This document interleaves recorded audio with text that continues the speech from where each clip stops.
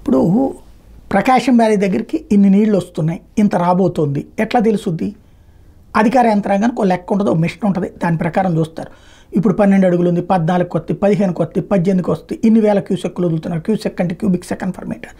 అదే సందర్భంలో అంతకంటే ఎక్కువ వస్తుంది, ఆ పైన ఎక్కువ వస్తుంది, ఇదంతా ఒక లెక్క. అలా కాకుండా అది ఇరిగేషన్లో ఒక కీలకం.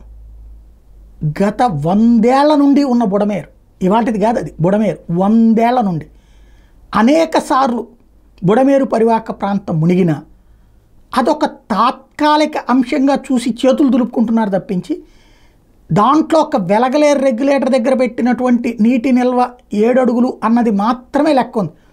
అది కూడా అక్కడికి ఎంత వస్తుందో తెలుసుకునేటటువంటి లెక్కలేదు, అక్కడి నుంచి ఎంత డిశ్చార్జ్ అవుతుందో తెలుసుకునే లెక్కలేదు.